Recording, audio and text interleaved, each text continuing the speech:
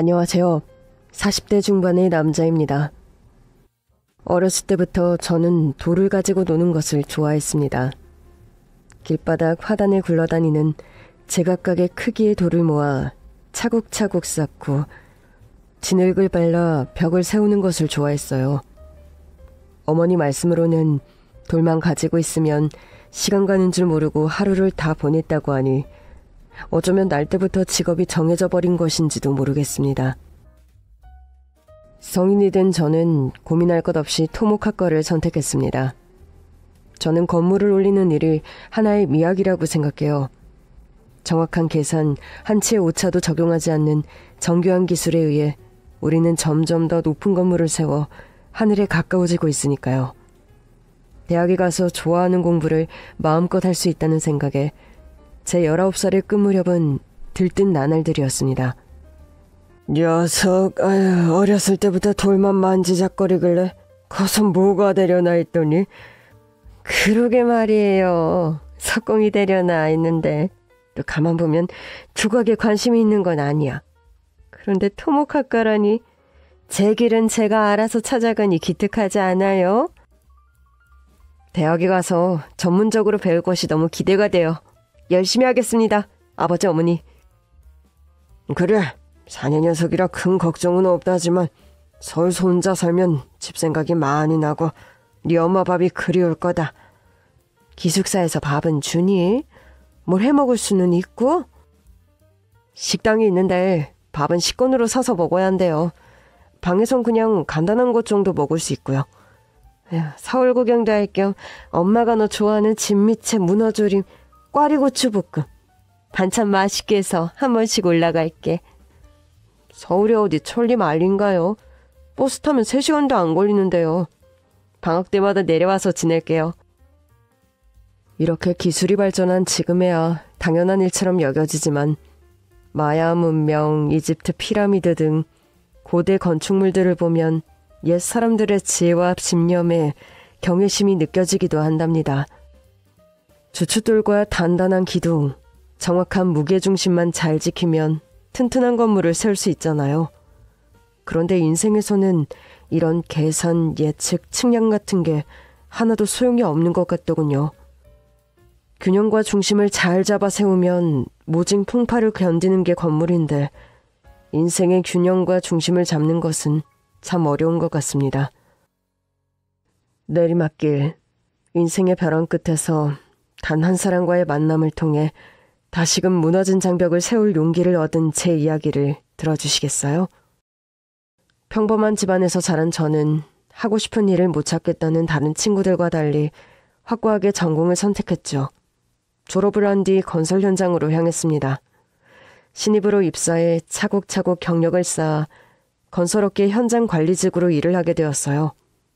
아무리 관리 감독을 잘하더라도 현장엔 늘 변수가 있고 위험한 곳이었기 때문에 늘 안전제의를 철칙으로 여기고 생활했답니다.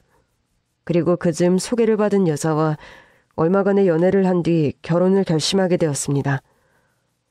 당신은 꿈이 뭐야?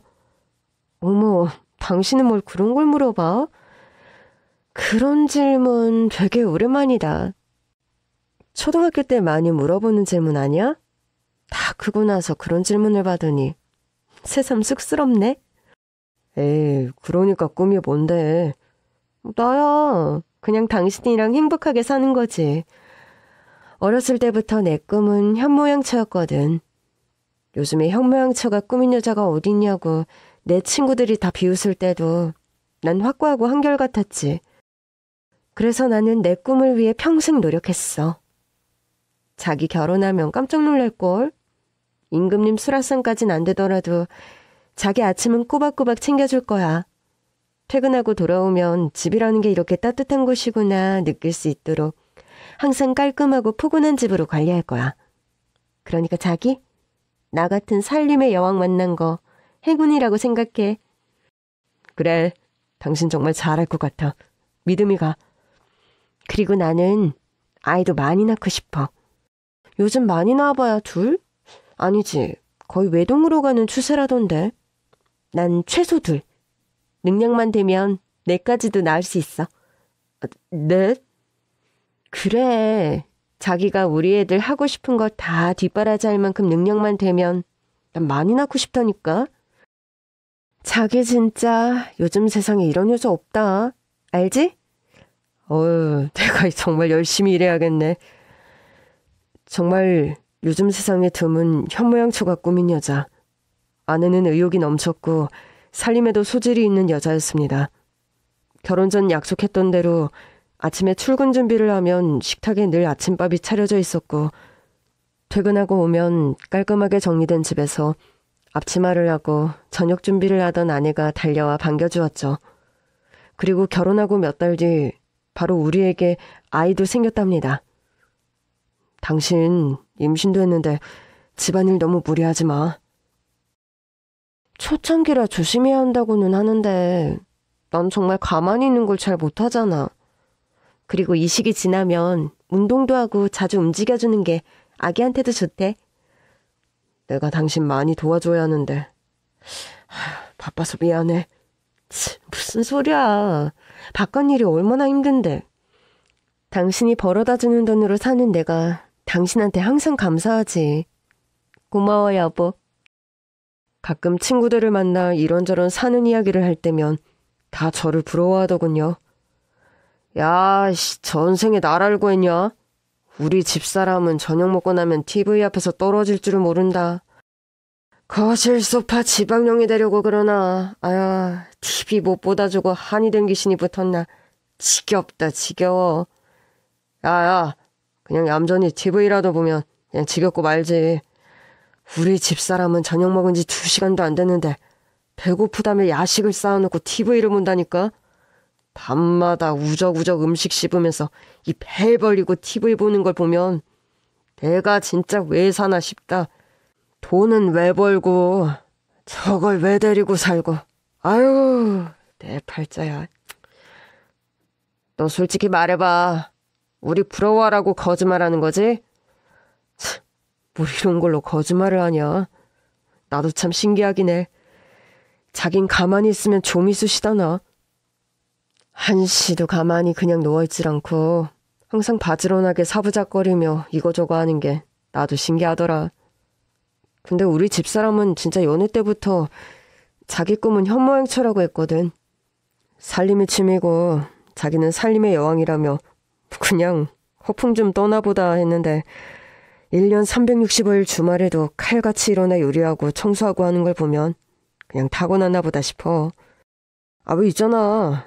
나 진짜 어렸을 때부터 돌 만지는 거 좋아하고 전공도 그쪽이고. 형진이 너는 어렸을 때부터 숫자에 그렇게 밝고 집착하더니 회계사 된 거 아니냐. 그런 거 보면 사람은 다 한 가지씩 재능을 가지고 태어나는 것 같아. 하나씩은 다 잘하는 게 있어. 그래, 나는 내 재능 따라 전공도 잘 선택했고 회계사 돼서 돈도 잘 버는데 아직까지도 우리 마누라 재능이 뭔지는 도무지 알 수가 없다. 너 몰라? 재수씨 재능? 아, 뭔데? 나도 모르는 우리 마누라 재능을 네가 어떻게 아는데? 네 입으로 말했잖아. 거실 소파 지방령이라며.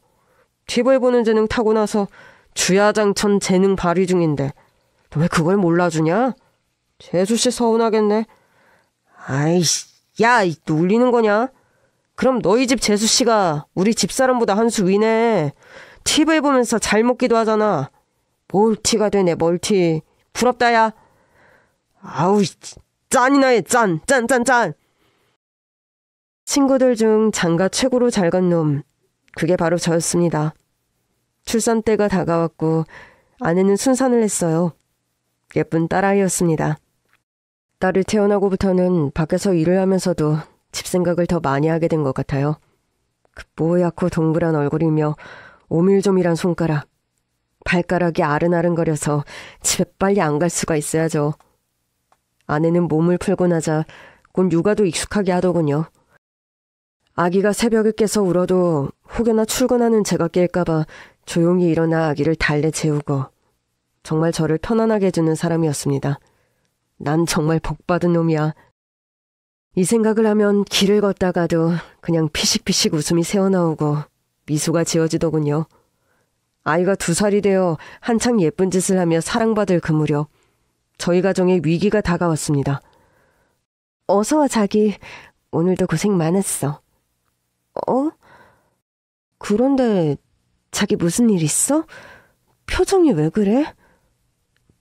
여보, 나 어떻게 하지? 너무 피곤해 보여. 여기 앉아봐. 따뜻한 차 한 잔 줄까? 마침 아이가 잠들었기에 아내와 조용하게 대화를 나눌 수 있게 되었어요. 저는 머뭇거리며 회사에서 결정된 상황을 이야기해야 했죠. 나 해외 나가야 할 수도 있어. 곧 해외 발령 떨어질 것 같아.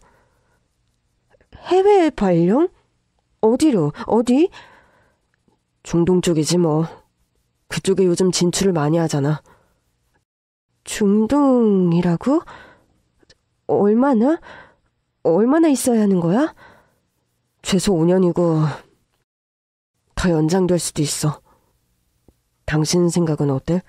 가지 말까? 안 간다고 하면 안 갈 수 있는 거야? 다른 선택지가 있어? 아니, 그럴 수는 없지. 안 나가는 방법은 퇴사밖에 없어. 퇴사는 말도 안 되지.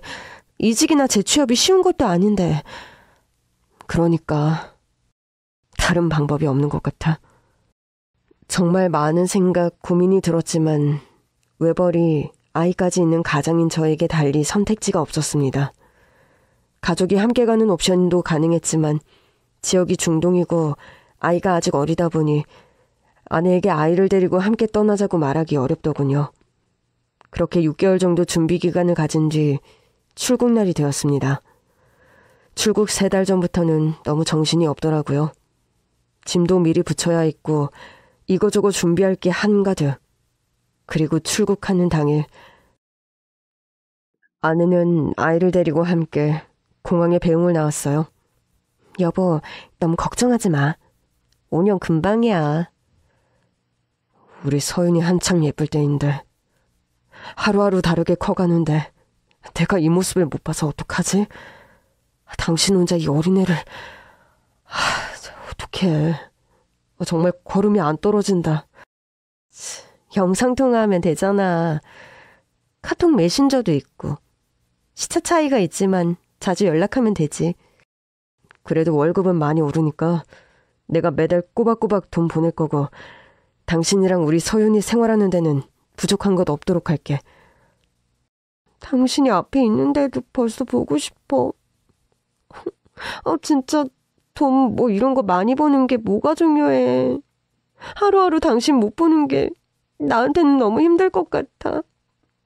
여보, 내가 미안하고 내가 많이 사랑해. 서윤이, 엄마 말 잘 듣고 아프지 말고 건강하게 있어야 해. 우리 서윤이 유치원 갈 즈음에는 아빠가 꼭 돌아올게. 우리 부부는 공항에서 눈물의 이별을 하게 되었습니다. 그렇게 저는 기러기 아빠가 되었어요. 기러기 아빠의 결말은 새드엔딩이라고 하지만 저는 누구보다 자신이 있었습니다. 제 아내를 믿었으니까요. 아이가 태어나기 전에도 후에도 한결같이 저와 아이에게 집중하고 사랑을 주었던 아내입니다. 그래도 위안이 되는 건 월급이 올라 생활비를 많이 보낼 수 있다는 것이었죠. 그렇게 전 멀리 중동 아랍에미리트로 떠나게 되었어요. 그나마 다행인 것은 시차가 5시간밖에 나지 않았어요. 퇴근을 하고 나면 몹시도 피곤했지만 저녁 시간에 영상통화를 하며 아내와 아이를 보기 위해 밤 11시, 12시까지 한국 시간으로 저녁 시간이 되기를 기다렸죠. 서윤아, 까꿍. 이게 누구야? 아빠 해봐. 아빠. 아빠. 아이고, 우리 공주님 더 예뻐졌어요. 서윤아, 아빠가 돈 많이 벌어서 갈게. 여보, 서윤이 아픈 곳은 없고? 그럼 잘 먹고 잘 지내지. 당신은 괜찮아? 거기 먹는 건 좀 어때? 그냥 되는 대로 먹고 있어. 자기가 해준 밥 너무 그립다. 그래도 한 2년 정도 지나면 휴가 내고 잠깐 들어갈 수 있지 않을까? 그래?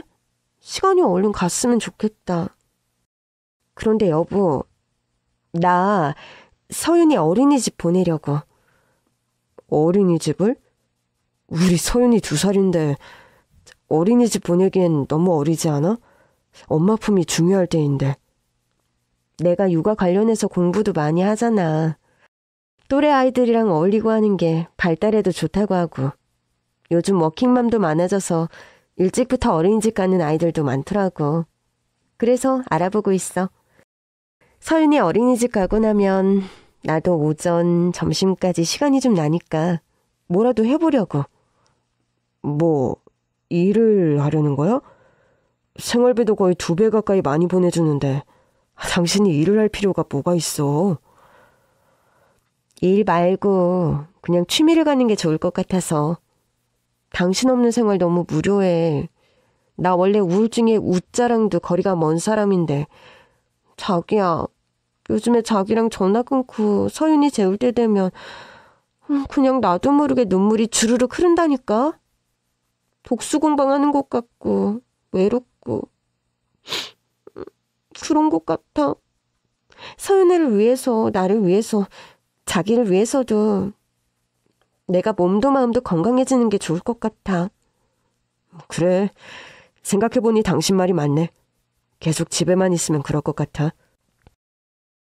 뭘 배우든 배우게 돼서 뭐 장비가 필요하든 내가 다 사줄 테니까 당신 하고 싶은 거 해. 30대 초반에 결혼을 한 저보다 어린 아내는 아직 20대 후반이었어요. 게다가 활동적인 성격이라 집에서도 가만히 있지 못하는데 저까지 없으니 외로움을 많이 느끼겠다 싶더라고요. 실내 암벽 등반, 클라이밍을 시작으로 사이클, 산악동호회. 제가 먼 땅에서 땀 흘려 일하는 동안 아내는 취미에 땀을 열심히 쏟으며 취미 부자가 되어 있었어요. 프로젝트가 한창이라 휴가를 내는 것도 쉽지가 않더군요. 5년이면 끝날 줄 알았던 기러기 생활은 그로부터 2년이나 더 연장되었습니다. 아내와 딸아이를 두고 떠나온 지 7년째 되던 해 드디어 기러기 생활의 끝이 보이더군요. 딸아이의 유치원 입학식에 함께하겠다는 약속도 지키지 못했고 초등학교 입학도 함께하지 못해 너무나 괴로웠지만 곧 아내와 아이를 볼 수 있다는 생각에 그곳에서 일하는 남은 기간은 시간이 금방 가는 것만 같았어요. 나 드디어 결정됐어. 6개월 뒤에 한국 들어가. 그래? 기대했던 것과 달리 시큰둥한 아내의 반응에 등골이 싸늘해졌지만 기분 탓인가 생각했죠. 그런데 바로 그 시기부터 아내와 영상통화가 잘 되지 않더군요. 딸아이는 초등학교 2학년이라 휴대폰이 없었고 딸아이의 얼굴을 보는 것은 늘 아내와의 통화를 통해서였죠. 연락이 너무 드문드문해지고 제가 보낸 메시지에 답장이 없는 날이 많았지만 어차피 6개월 뒤엔 함께 살 것이었기 때문에 큰 걱정은 안 했습니다. 그 무렵 아내가 저희 부모님을 찾는 날이 많아지더군요. 주말이면 딸아이를 저희 어머니께 맡긴다고 하더군요. 아이가 유치원 들어갈 무렵 어머니와 아버지는 수도권으로 올라와 지내셨거든요. 부모님을 집을 구할 때 제가 많이 보탠 것도 있고 제가 없으니 저희 집에서 가까운 곳에 계시며 가끔 우리 딸을 봐주면 좋겠다는 생각이었습니다. 부모님 집을 구하는 것도 다 아내가 제 대신 처리를 해줬죠. 그런데 서윤애미는 많이 바쁘냐? 아니 너 해외 나가서 돈도 많이 벌어다 주는데 애미가 일을 해야 하는 상황인 거냐? 서윤이 우리 강아지 자주 봐서 좋긴 하다만 무슨 일을 하는데 그렇게 주말마다 바쁜 건지 모르겠구나. 집사람 요즘 통화가 잘 안 되네요. 어머니께 주말마다 서윤이를 맡긴다고요? 죄송해요 엄마. 안 그래도 제가 곧 들어가요. 6개월 정도만 여기 일 마무리하면 완전히 한국 들어갈 것 같아요. 아이고 고생했다 내 새끼. 돈도 돈이지만 자식 새끼 유치원 학교 가는 것도 못 보고 참, 아유 욕봤다 욕봤어. 진짜 나는 네가 거기서 10년을 채우는 게 아닌가 해서 요즘엔 잠도 안 오더라. 서윤애미 얼굴도 화색이 도는 거 보니 네가 올 때가 다 돼서 얼굴이 피나 보다. 애엄마 얼굴이 폈어요? 영상통화한 지가 꽤 돼서 저는 잘 몰랐네요. 통화가 왜 그렇게 힘들다니. 나 같은 노인네도 배워서 통화하는구만. 하여간 올 때까지 몸조리 잘하고 오면 서윤애미한테나 서윤이한테나 잘하고 살아라. 창창한 나이에 그런 독수공방이 따로 없지. 남편 없이 애 혼자 키우는 게 어디 보통 일이든. 알겠어요. 아버지도 건강하시죠? 엄마도 아픈 데 없고? 네 아버지야 체질이 그냥 건강 체질인데 난 그냥 요즘 뭐 좀만 먹기만 하면 속이 더부룩한 게 안 그래도 아버지 말 듣고 병원에서 검진이나 한번 받아보려고 한다. 별일 아니니까 너무 신경 쓰지 말고. 네 엄마, 한국 돌아가서 애 엄마랑 같이 찾아뵐게요. 그리고 귀국 당일 아내는 일이 있다며 공항에 나오질 않았습니다. 솔직히 기분이 좋지 않았죠. 너무나 오랜만에 온 한국. 거리도 사람들의 패션부터 많은 게 달라져 있더라고요. 공항에서 홀로 택시를 타고 집에 온 저는 아연실색을 할 수밖에 없었습니다. 늘 깔끔을 떨며 집을 청결하게 유지하던 아내였는데 청소를 도대체 언제 한 건지 아이 책가방이며 학용품이 널브러져 있고 세탁물이 한가득 쌓여 있더라고요. 한국 시간으로 오후에 도착을 했는데 저녁까지 당최 연락이 되지 않더군요. 집을 깨끗하게 치운 뒤 곧바로 어머니 댁에 가서 아내가 주말부터 맡겼다는 딸아이를 데리고 왔습니다. 휴대전화 화면에서만 보던 아빠. 반가움에 저는 눈물이 쏟아졌지만 딸아이는 손가락을 매만지며 어색하게 저를 바라보더군요. 서윤아, 네 아빠다 아빠. 응? 아빠 안 보고 싶었어? 안녕하세요.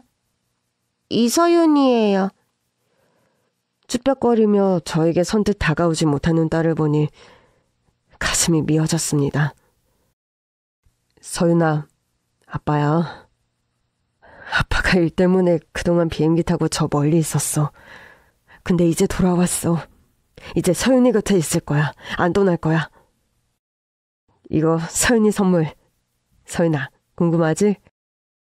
아빠가 옷이랑 서윤이 가방이랑 인형이랑 다 사왔어. 고맙습니다. 선물 열어봐. 그리고 이거 다 집에 가지고 가자. 집에서 아빠랑 맛있는 것도 먹고. 그런데 서윤아, 엄마는 어디 갔는지 알아?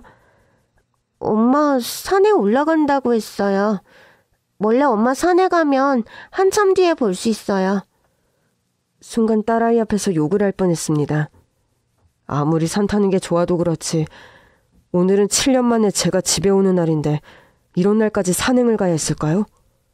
그동안 혼자 고생한 것은 알았지만 이건 정말 너무하는구나 싶더라고요. 그렇게 부모님께 인사를 드린 뒤 딸을 데리고 집에 왔습니다. 우와, 집이 깨끗하다. 신기해. 서윤이 배고프지?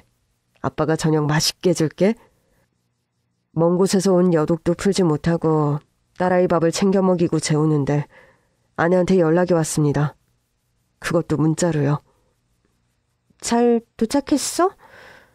그동안 말 못해서 미안한데 사실 나 사랑하는 사람이 있어.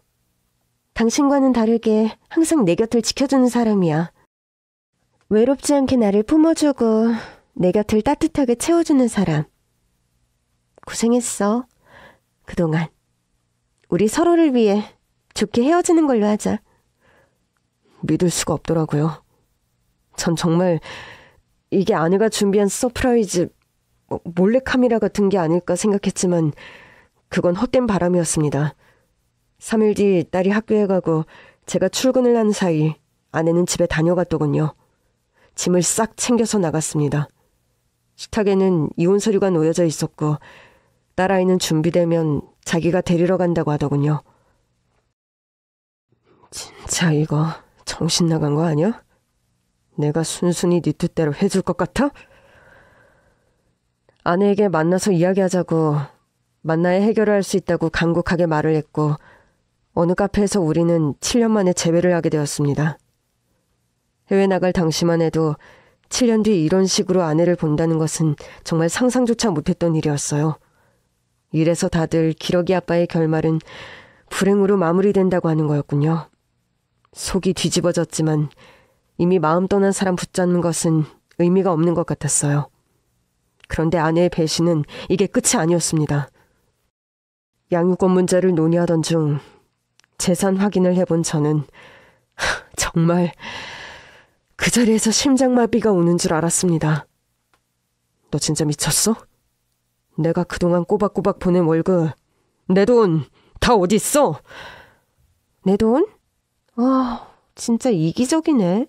야, 돈도 없이 먹을 것도 없이 애가 그냥 알아서 혼자 쑥쑥 크는 줄 아니? 네가 보내준 그 돈 다 서윤이한테 들어갔어. 내가 서윤이 데려갈 거고 넌 양육비나 꼬박꼬박 챙겨보내. 알고 보니 제가 보낸 돈 저축은커녕 다 빼돌리고 있었던 아내. 산악동호회에서 만난 남자랑 바람을 피우고 있었고 돈이 생기는 족족 그 상간남한테 갖다 바치고 있었습니다. 고소를 하려고 했으나 그 남자랑 만난 시기라든지 증거 같은 걸 확보하기 너무 어려운 상황에 저는 양육권을 제가 갖는 조건으로 이혼을 했습니다. 7년 만에 보는 아빠랑 같이 사는 게 딸아이에게 좋은 건지 수없이 고민했지만 남편을 두고 바람을 핀 부도덕한 여자한테 제 딸을 맡길 수는 없었죠.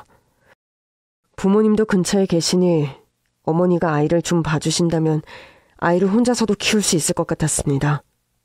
그런데 여러분, 들어본 적 있으신가요? 불행은 한꺼번에 닥친다는 말이요. 정말 거짓말처럼 그 시기 회사가 건축 시공 비용을 빼돌린 것이 밝혀져 경영진이 수사를 받게 되고 어려움에 닥친 회사는 그 직원들을 해고했습니다. 해외 파견 7년까지 군말 없이 따르며 회사의 책임감을 다했는데 돌아온 것은 공고사직.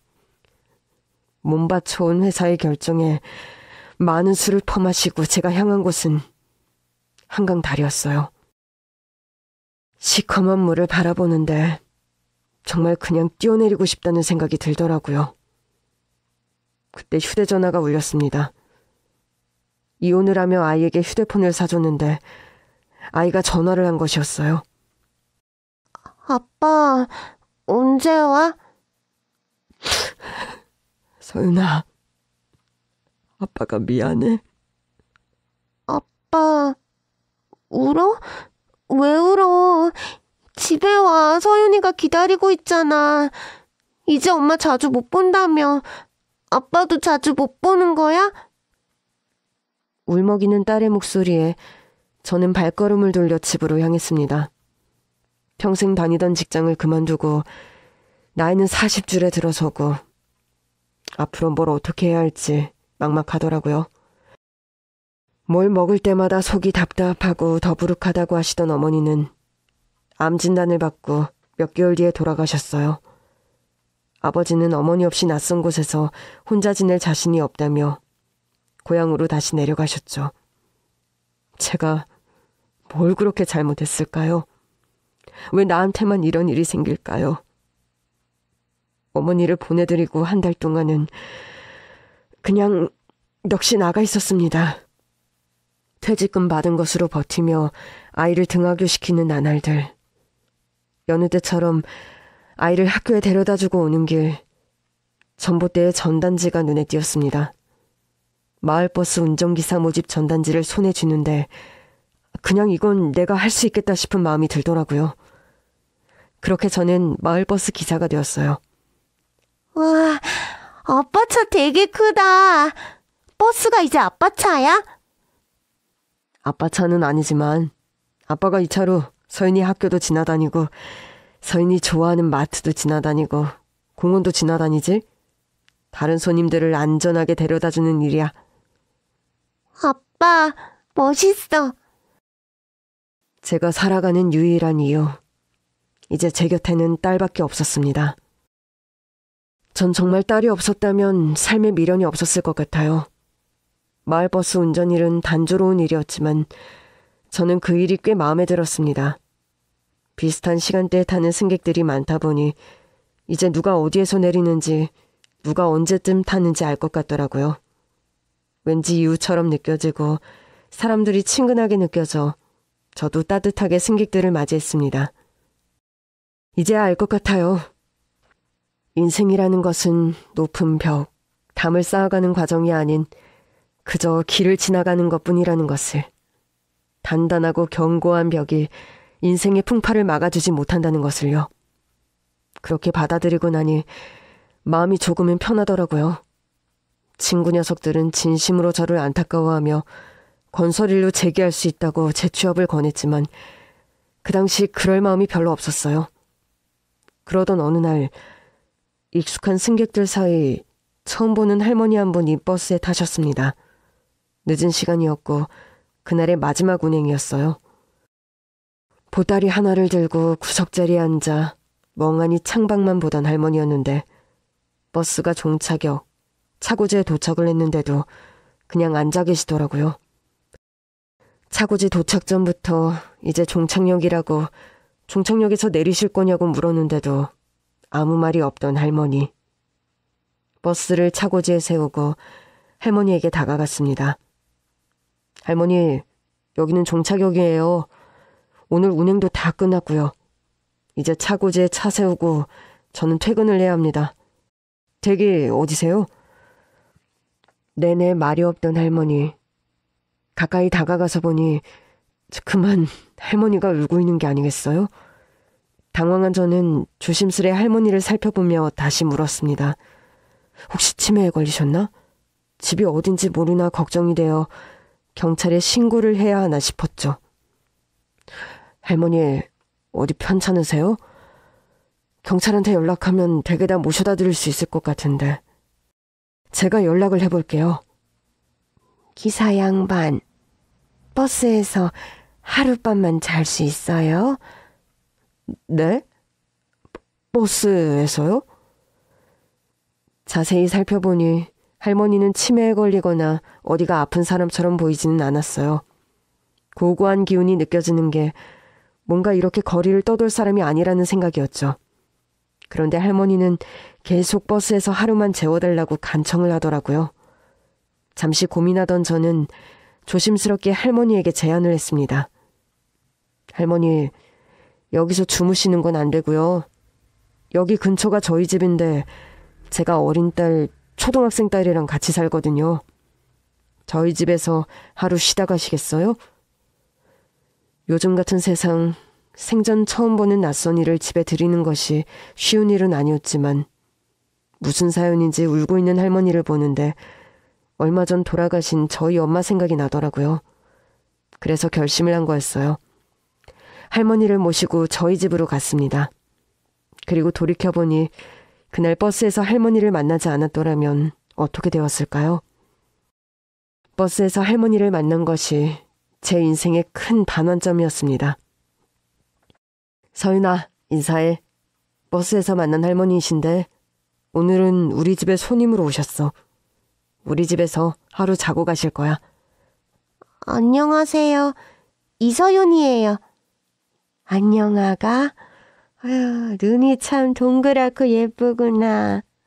할미가 오늘 여기서 신세를 질까 하는데 괜찮겠니? 네, 저도 원래 할머니가 있었는데요.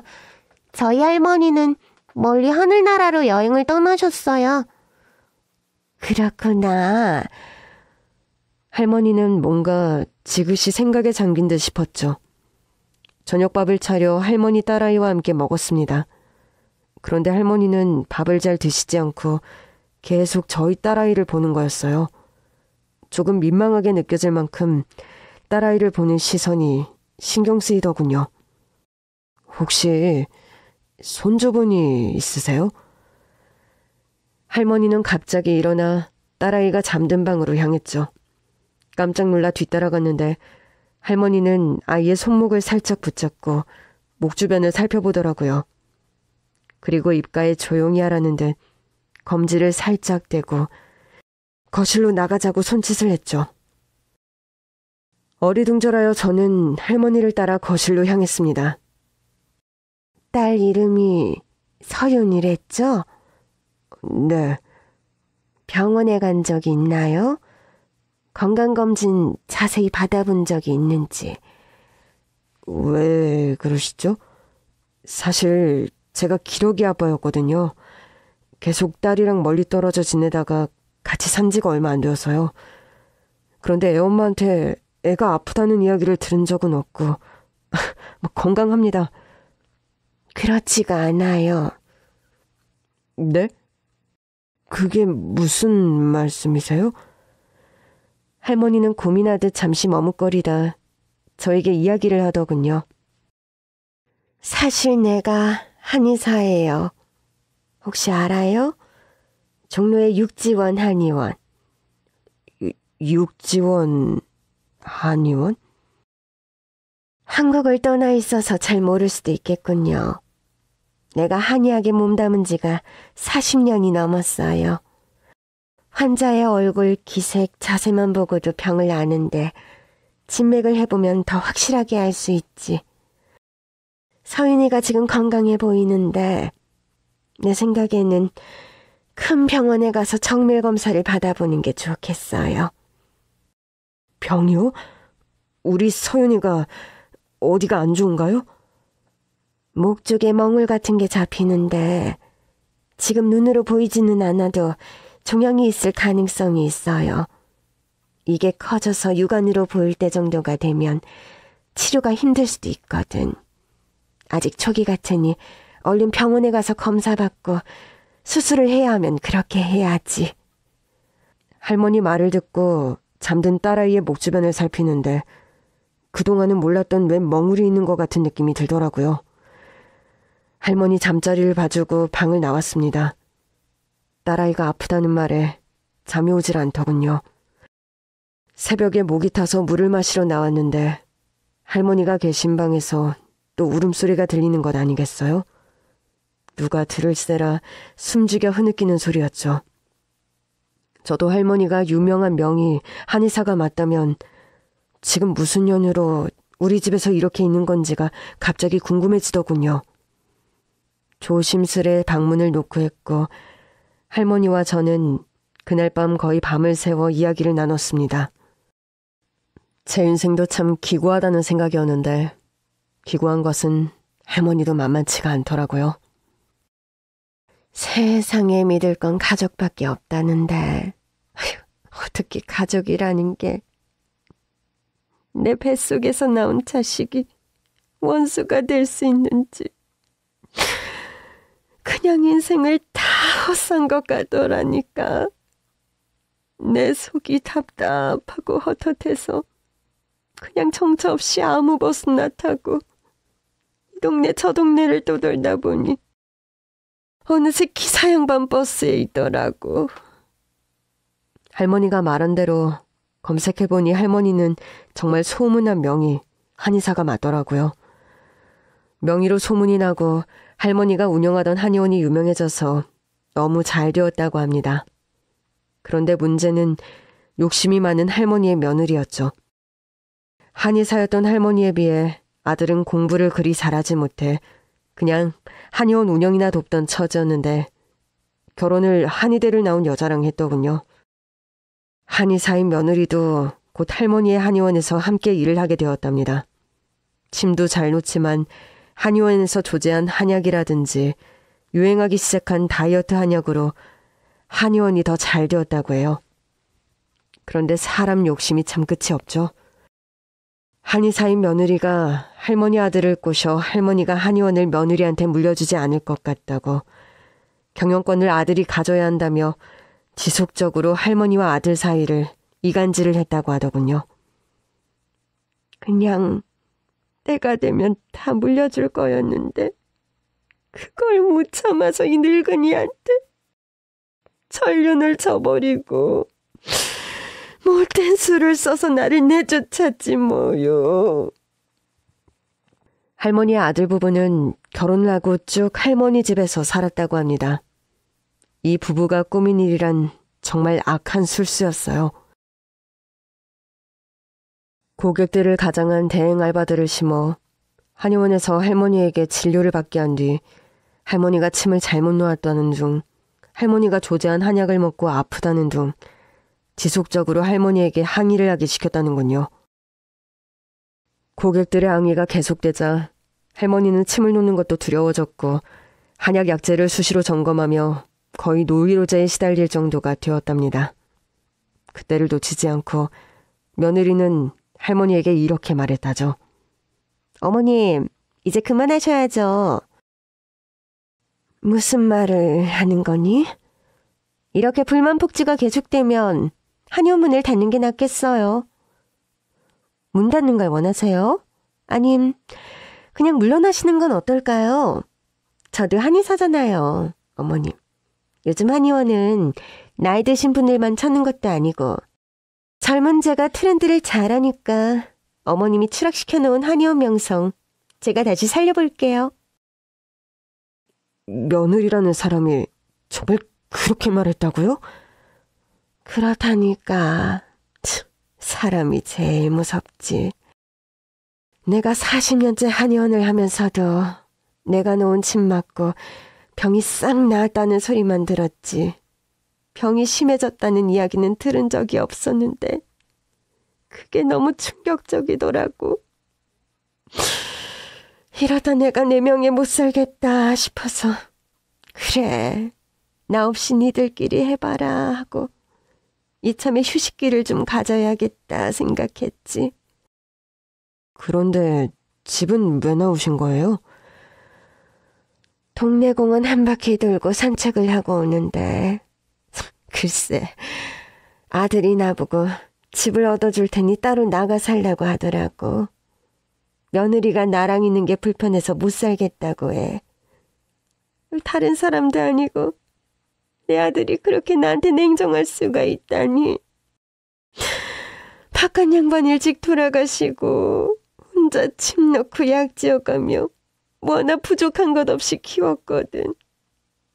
근데 지금 돌이켜보니 허기운 것 같아. 내가 죄인이지. 자식을 그렇게 키운 내가 죄인이야. 그게 왜 할머니 잘못이에요? 며느리가 정말 나쁜 사람이네요. 할머니의 이야기를 듣고 기러기 아빠 생활 7년, 돈 다 벌어다 주고 그 멀리서 가족 생각만 하며 힘든 타지 생활을 버텼는데 돌아오니 바람나서 이혼하자는 아내. 제 이야기를 털어놓았습니다. 다른 사람도 아닌 가족에게 이런 뒤통수를 맞고 배신을 당한 할머니와 제 사이에 연대감 같은 게 느껴지더라고요. 기사 양반이 원하는 게 뭔가? 뭐 복수 같은 걸 하고 싶어? 복수요? 아니요. 그럴 가치도 없는 여자예요. 처음엔 제 탓이라고 생각했어요. 가족을 먹여 살리기 위해 어쩔 수 없는 선택이었지만 젊고 젊은 아내를 외롭게 홀로 둔 내 탓이다 하고요. 그런데 그런 상황에 놓인 모두가 제 아내처럼 딴 주머니를 차고 사람을 쓰레기 버리듯 하진 않잖아요. 그런 여자를 철석같이 믿고 모든 걸 맡긴 것이 잘못이라면 잘못이겠죠. 그런데 지나간 일 후회하면 무엇하나요? 그냥 이제 제 바람은 딸아이랑 잘 지내고 잘 사는 거예요. 할머니는요? 앞으로 어떻게 하실 거예요? 난 그냥 내가 평생 하던 일을 하다가 떠날 때가 돼서 곱게 가는 게 소원이야. 그렇게 제자리를 찾아야 하는데 그게 어떻게 되는지. 제가 방법을 찾아볼게요. 아무래도 며느리 쪽을 좀 파봐야 할 것 같아요. 그렇게 날이 밝았습니다. 전 할머니께 거처가 구해지실 때까지 며칠 저희 집에서 더 쉬어가셔도 된다고 했지만 할머니는 한사코 거절을 했습니다. 이참에 고향에 다녀오고 싶다고요. 딸아이 검진 예약을 해놨으니 결과 나오면 할머니께 꼭 연락을 드려야겠다고 생각해서 연락처만 받아놓았죠. 그리고 딸을 데리고 큰 병원에 가서 검사를 했습니다. 그리고 한 달 뒤 정밀검사를 통해 정말 딸아이의 목에서 종양이 자라고 있다는 사실을 알게 되었어요. 다행스럽게도 빨리 발견을 했어요. 수술을 하면 괜찮을 것 같습니다. 어떻게 이렇게 검사 받으실 생각을 하셨어요? 증상 같은 게 있었나요? 그게 아시는 지인분이 한의사이신데요. 딸아이를 살펴보시고는 병원에서 검사 받기를 권고하시더라고요. 그러시군요. 그런 지인이 계신 것도 정말 복이네요. 수술 날짜를 잡고 딸아이를 보니 왜 이렇게 안쓰럽던지요. 이 작은 몸에 칼을 대야 한다니 맞추며 수술이며 걱정되는 것이 한두 가지가 아니었어요. 그러나 확실한 것은 정말 손댈 수 없이 늦기 전 종양을 일찍 발견했다는 것입니다. 같이 살고 지내며 그런 종양이 자라고 있다는 걸 전혀 몰랐던, 그것도 아빠라는 사람이 그랬다는 게 너무나 미안하더라고요. 여보세요? 할머니, 저 마을버스 기사입니다. 할머니 말씀대로 병원 가서 검진을 받았어요. 검사 결과가 나왔는데 서윤이 목에 종양이 자라고 있다고 하더라고요. 한의사님 덕분에 발견이 빨랐습니다. 우리 서윤이 생명의 은인이세요. 이걸 어떻게 보답해야 할까요? 너무 감사해요. 다행이에요, 기사 양반. 내가 계속 기사 양반이라고 부르고 있네. 기사 양반 이름 석자가 어떻게 돼요? 이영준이라고 합니다. 그래요. 우리 아들이랑 나이대가 비슷해 보여. 서윤이 일찍 발견한 만큼 수술 잘 받고 완쾌되기를 내 기도할게요. 서울 다시 올라오시면 연락 주세요. 저도 연락 드릴게요. 저는 한의원을 파보기로 했죠. 며느리라는 사람 심보가 보통이 아닌 게 뭐가 나올 것 같은 느낌이 들었거든요. 알아보니 한의원 이름을 바꾸고 내부 인테리어를 싹 새로 하고 운영을 하고 있더라고요. 손님을 가장하고 저도 한의원을 둘러보았습니다. 그리고 오랜 친구, 회계사인 친구 녀석에게 연락을 했죠. 부탁할 게 좀 있는데. 잘 지내냐? 무슨 일이야? 기러기 아빠 생활을 안쓰럽게 바라보던 친구. 이혼하고서도 저랑 술잔을 기울여주며 제 넋두리를 다 들어준 친구였습니다. 그때 그렇게 자기 마누라 TV만 끼고 산다고 한탄하던 녀석이었는데 제 이혼 사정을 듣고서는 마누라 불평 같은 건 하지도 않더라고요. 회계사 친구를 통해 알아보니 역시나 할머니의 며느리 한의사는 탈세 혐의가 의심됐습니다. 다이어트 한약으로도 상당한 수입을 올리고 있었는데 성분이나 출처 표기 관련해서도 문제가 있어 보였죠.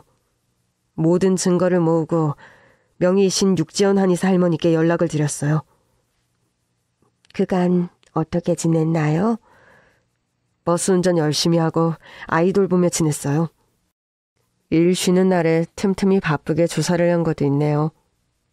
조사? 할머니 며느리 말이에요. 아드님과 함께 한의원 이름을 바꿔서 운영을 하고 있는데 탈세를 하고 있습니다. 다이어트 한약도 불티나게 팔리고 있는데 출처, 원료 표기, 허위 과장 광고 등 문제가 많아 보여요. 제 친구가 회계사거든요. 이거저거 알아보고 증거도 충분히 모았는데 어떻게 하고 싶으세요? 그렇구만. 서윤이 수술은 잘 마쳤고? 아니요, 날짜 잡고 기다리는 중이에요. 수술비는 있나? 자네 그간 번 돈 다 전처한테 주고 이혼할 때 건진 것도 없다면서.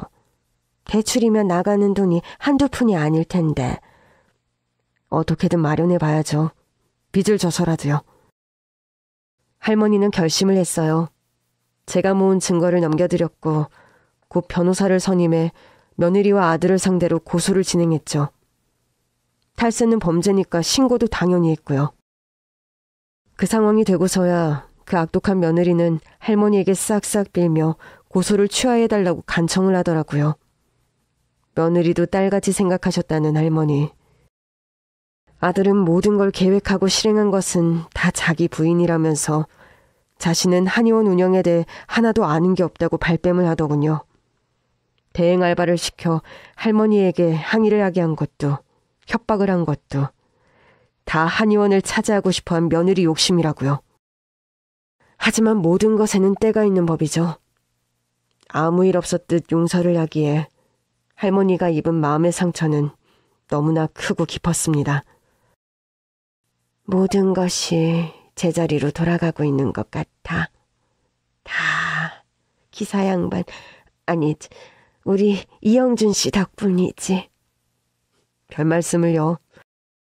이렇게 되어도 마음이 편치 않으실 것 같아서 걱정이네요. 그리고 딸아이의 수술 날짜가 되었습니다. 수술을 잘 마쳐도 입원을 하고 예후를 지켜보고 나중에 추적 검사까지 해야 하니 갈 길이 멀게 느껴지더라고요. 다행스럽게 우리 서윤이의 수술은 잘 마쳤습니다.